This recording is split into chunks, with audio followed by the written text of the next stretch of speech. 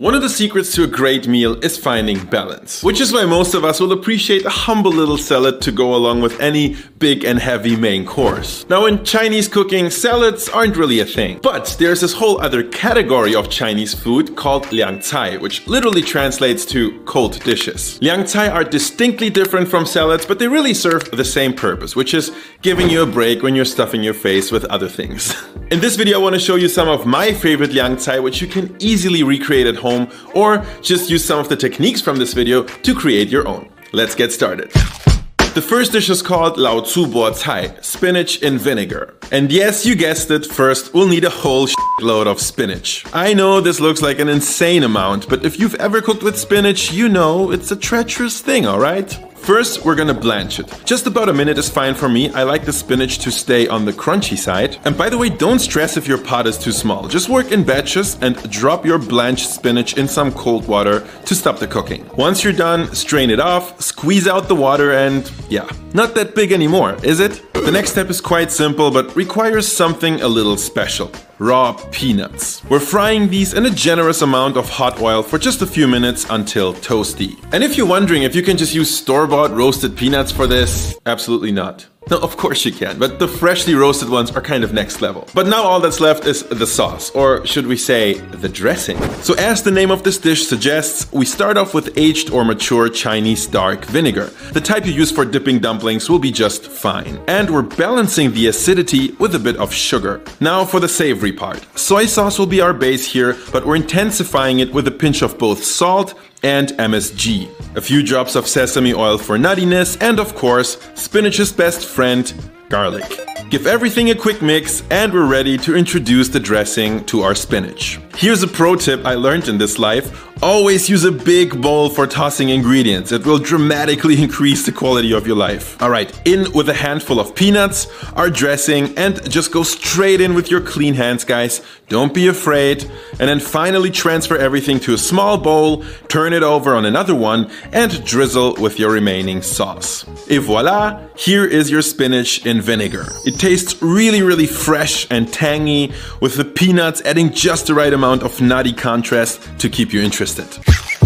Now we're moving to the spicy world of Sichuan cuisine, which is where this dish comes from.川味凉拌黑木耳. First of all, let me get some water every single time. Alright, this is black muar, also called black fungus, cloud ear fungus, juice ear for some reason, which you can purchase in dried form like this. You want to grab a small handful of these and drop them into a bowl of water. And if you're thinking, whoa, this bowl is way too big, well, think again, because after you soak these for about an hour, they will look a little something like this. Who's smart now, huh? Telling you guys, big bowls, big bowls. Now this is what a rehydrated muar mushroom looks like. Kind of pretty actually, but if you look closely, you will notice that they kind of have a butthole, which is a very chewy butthole, so we want to make sure to cut it out.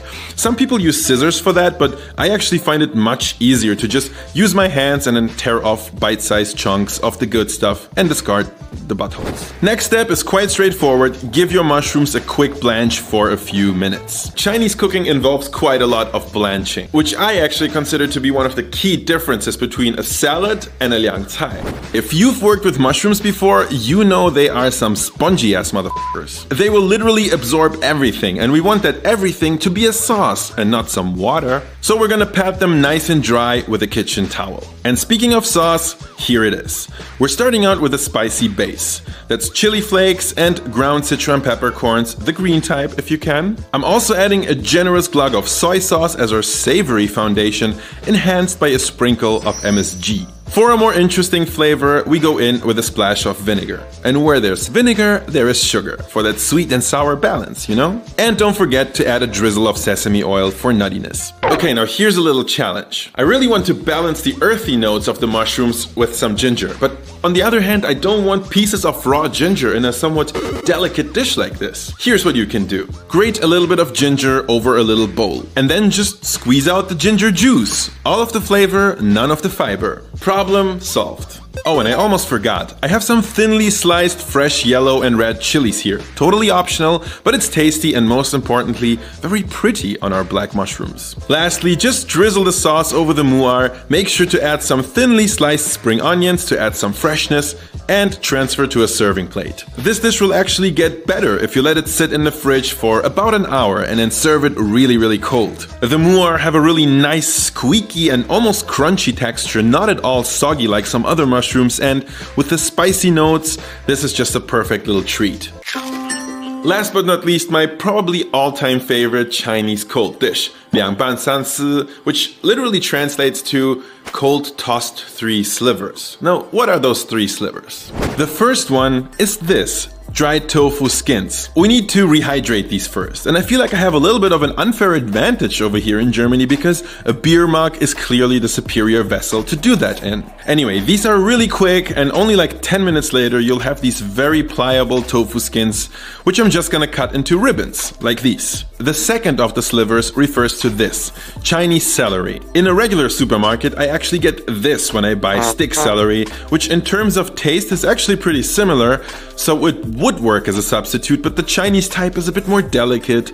Plus, all you need to do is give it a few rough chops like this, and it's ready to use. And now the third of the slivers is just some julienne carrots, which my supermarket sells like this, and you know, nothing wrong with being a little bit lazy from time to time. Quick side note, there's actually quite a lot more to the 3 slivers concept than I'm introducing to you guys in this video. As we learned before, you want to give everything a quick blanch to get rid of impurities and soften your ingredients a little bit. I just dumped them all in at the same time. And now for the dressing, here's how I like to make it. Start off with some chili powder to taste, top with some minced garlic, very finely chopped spring onions, a smidgen of Sichuan pepper powder, a pinch of salt, and maybe like 2 or 3 or 4 pinches of sugar. Works really well in this dish. And now for something I haven't done in quite a while on this channel actually, which is pouring some blistering hot oil over my spice mix to infuse all of those flavors.